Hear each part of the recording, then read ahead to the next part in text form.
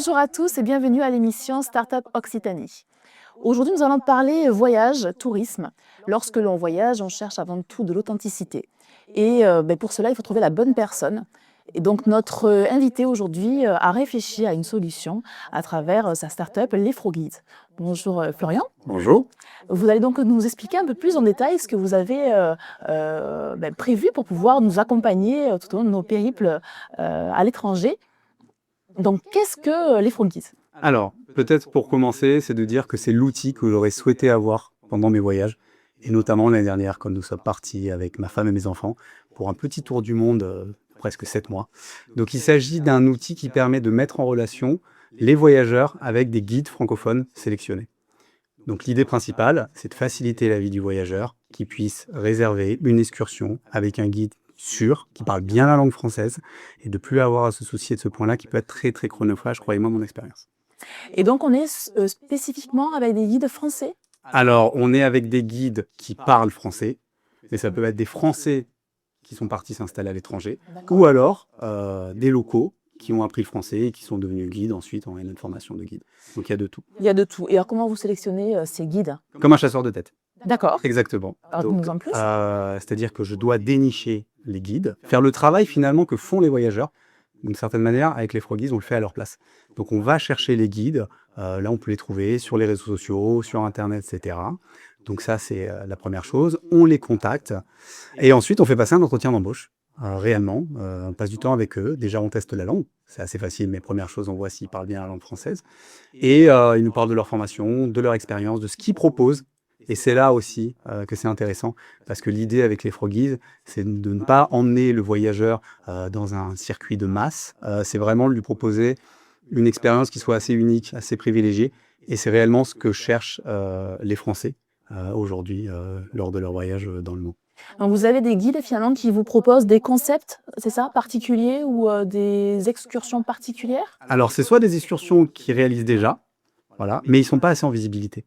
Parce que les guides aujourd'hui, soit ils passent par les réseaux sociaux pour être mis en avant, soit ils passent par des agences. Mais du coup, là-dessus, il y a aussi des contraintes pour eux, notamment d'un point de vue de rémunération juste. Soit c'est par des agences. Et là aussi, il y a le sujet de la rémunération, etc. Donc, soit ils peuvent déjà les proposer, et du coup, ça leur change pas grand-chose. Soit c'est des guides qui, finalement, d'une certaine manière, rêvent de proposer ces choses-là, mais sont assez contraints par des acteurs, des intermédiaires qui les obligent à dire, non, toi, tu vas faire cette excursion et tu vas pas sortir du cadre, quoi. Donc voilà, donc soit on va les chercher directement, ou alors c'est eux qui directement prennent contact avec nous via le site Vitriu qui existe pour le moment. Et donc, ce qui fait votre différence finalement à ce jour, si moi je suis sur un projet de voyage à l'étranger, qu'est-ce qui fait que je vais trouver finalement un confort en faisant appel à votre solution que je ne trouverai pas chez d'autres acteurs ? Vous pouvez avoir un confort chez d'autres acteurs, mais à des prix plus élevés et avec des guides qui seront moins bien rémunérés. Si vous prenez des plateformes généralistes, vous pouvez en trouver, mais ça passe généralement aussi par des agences. Donc ça vous fait 2 intermédiaires jusqu'au guide, et en général, vous ne voyez pas le guide que vous aurez derrière. Voilà. Il n'y a pas de sélection sur ces sites-là. C'est-à-dire que n'importe qui s'inscrit, il suffit d'avoir un SIRET, n'importe quel pays, en gros une entreprise, et de pouvoir s'inscrire. Là, aujourd'hui, sur les Froguides, on est sur une sélection. Voilà. Donc c'est pas n'importe qui rentre, il y a une sélection qui est faite, donc vous pouvez rentrer. Après bien sûr il y a toujours des fois où, comme n'importe quel humain, c'est pas de l'intelligence artificielle, il peut y avoir des journées avec et des journées sans, mais ça on le suit justement en permanence. L'idée c'est de pouvoir à chaque fois avoir des retours des voyageurs sur leur satisfaction, comprendre ce qui allait, ce qui allait pas, et du coup en fonction conserver d'une certaine manière le guide ou lui dire écoute tu réponds pas aux standards attendus, quoi. Et ces retours des voyageurs qui sont de plus en plus regardés, est-ce que c'est des retours que les voyageurs, auxquels les voyageurs ont accès sur votre site, ou est-ce que c'est vous qui avez ces retours-là et qui qualifiez finalement la qualité de prestation du guide ? En fait, il y a 2 choses. Il y a le retour assez classique qu'on trouve avec les notes et les commentaires, mais très honnêtement, il faut s'en méfier. Et après, il y a un questionnement indépendant de notre part à destination du voyageur pour que justement il puisse expliquer ce qui allait, ce qui allait pas, etc. Donc ça, on y tient, parce que vous pouvez aller des fois sur des plateformes, vous voyez des notes, et en fait, quand vous vous rendez sur l'excursion, vous vous dites c'était juste complètement nul. Oui. Et vous comprenez pas forcément la note qui a été donnée. Voilà. Il faut savoir qu'il y a un décalage. Et puis il faut savoir aussi qu'il y a des voyageurs qui ont en face des guides, et c'est leur revenu Alors, ils ont des familles, etc. Et des fois, on n'ose pas forcément mettre des commentaires quand c'est une personne qui peut se retrouver en mauvaise situation si jamais on lui met une mauvaise note. Donc, D'accord. c'est là où il faut faire attention avec les notations qu'on trouve aussi sur Internet. Il faut savoir filtrer, quoi. Ça, c'est Exactement. votre travail, finalement. Le travail, Entre autres. exactement, qui libère le voyageur de cette partie-là, de dire « Ok, on a déjà fait une sélection, donc tu n'auras pas à passer ton temps sur les réseaux sociaux à chercher, et puis tu le rémunéreras au juste prix, Ce qui est important. et qui ne sera pas plus cher que ce que tu peux trouver ailleurs, parce qu'il y a des marges importantes qui sont prises aussi via d'autres intermédiaires. » Et dans votre expérience personnelle et donc familiale, hein, Oui. qu'est-ce qui a été la plus grosse difficulté que vous avez pu rencontrer, ou quelles sont les plus grosses difficultés quand on est dans ce genre d'excursion sur plusieurs pays? Ouais. Puis vous êtes parti 7 mois, hein, si j'ai Ouais, bien c'est ça, compris. ouais. Donc, qu'est-ce qu'on rencontre comme frein principal, hein? Bah alors par rapport à ça, sans parler des freins liés à un départ en famille, hein, parce que ça, on va pas en parler Vaste aujourd'hui, sujet. c'est vaste sujet. Mais sur les freins par rapport justement aux activités, il y a le fait de se retrouver, alors soit avec du bouche à oreille et d'avoir un guide qui nous est donné, et le matin même d'avoir un message du guide qui nous dit « Ah bah non, mais finalement je peux pas, je suis malade depuis hier soir, ça sera mon frère qui prendra le relais. » Donc ça, c'est assez courant pendant les voyages. Et du coup, vous retrouvez un guide que vous n'avez pas choisi, qui parfois ne parle pas très bien français, etc., etc. Ça a été compliqué. De réserver les excursions, quand on était un peu en difficulté, on ne trouvait pas sur les réseaux, et vraiment il fallait qu'on fasse une excursion rapidement. Alors oui, ça nous est arrivé de passer par les grosses plateformes, et de se retrouver dans un bus bondé, à faire la tournée des boutiques de souvenirs, dans un pays dont on a une image tellement différente.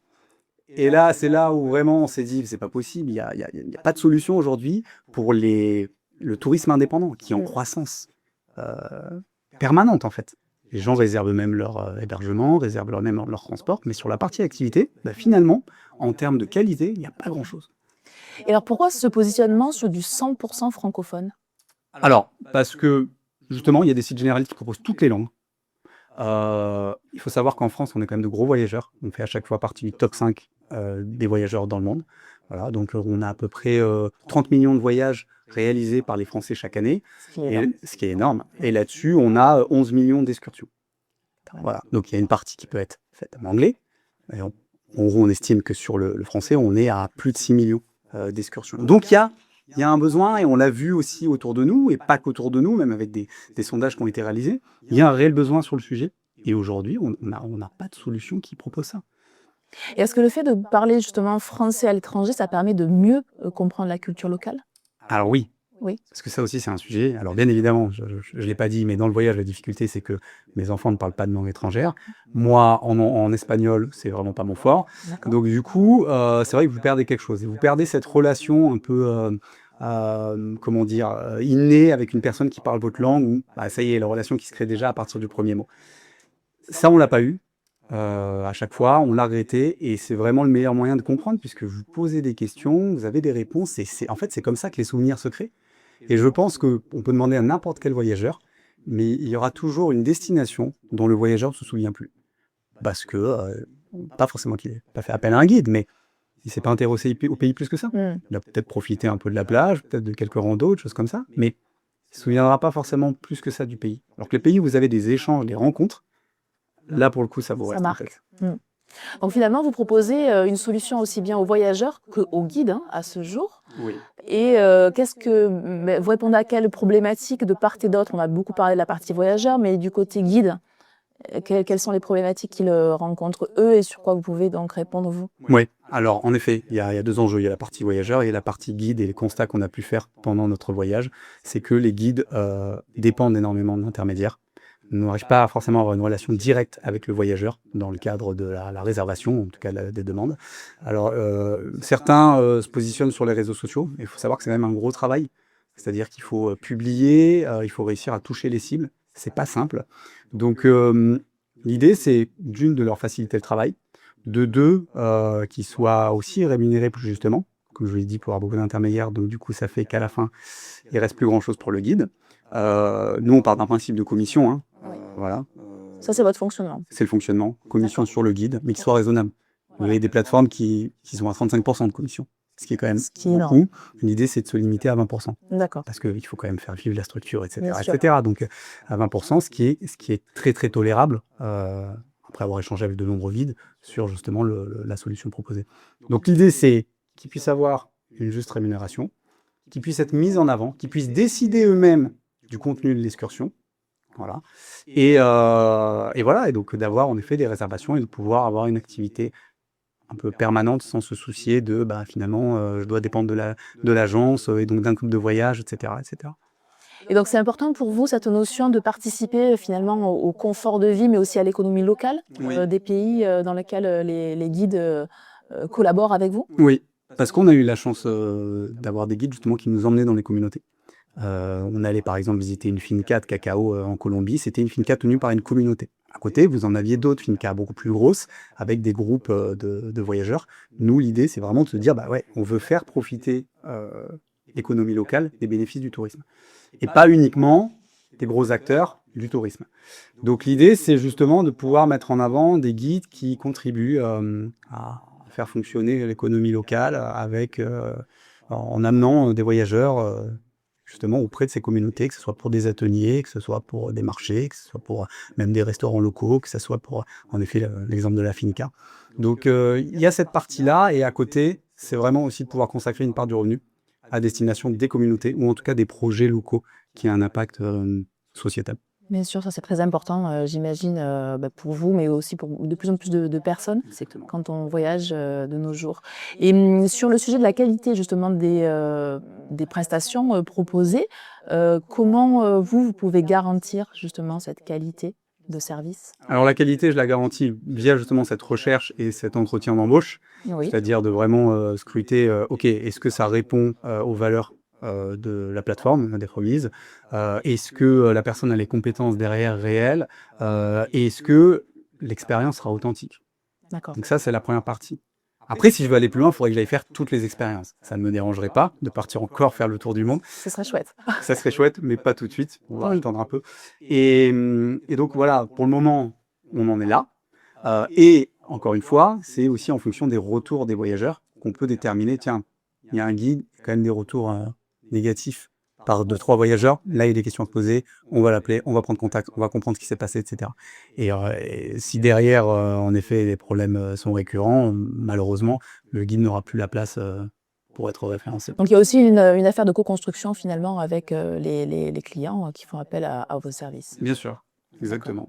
Et alors pour vous, les Froggies, vos prochaines étapes de développement, c'est quoi à date? Alors, la plus grosse étape de développement, c'est vraiment de rendre la plateforme, parce qu'aujourd'hui, on est sur de la mise en relation, mais via des contacts qui me demandent directement. D'accord. Ou via le site lesfroggies.fr, parce qu'il y a un formulaire de contact.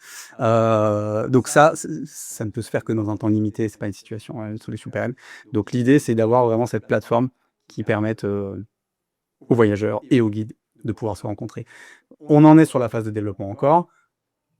Bon, il reste encore du travail à faire. J'espère que très honnêtement, dans 2 mois, on pourra enfin compter sur cette plateforme et qu'elle sera enfin mise en ligne, quoi. Donc incessamment sous peu, ce sera accessible. C'est mon objectif, clair. D'accord. Et à ce jour, donc si on veut vous contacter, on peut passer par quel biais? Alors, vous pouvez aller sur le site lesfroggies.fr, donc lesfroggies, lesfroggies.fr. D'accord. Vous avez un formulaire de contact, comme ça permet aussi de voir un peu le concept et de comprendre l'orientation de la plateforme. Et après, il y a une plateforme Insta aussi, il y a un site Instagram, un compte Instagram, pardon. Donc on peut aussi Un compte Instagram qu'on peut consulter, c'est les Froggies, vous trouverez comme ça. C'est une petite tête de grenouille. Facilement identifiable. Exactement. Bon, mais écoutez, on suivra de près votre évolution. Merci beaucoup pour tous ces renseignements. Et puis à bientôt pour un prochain voyage. J'espère. Merci de nous avoir suivis. Et donc à très vite pour une prochaine émission Startup Occitanie.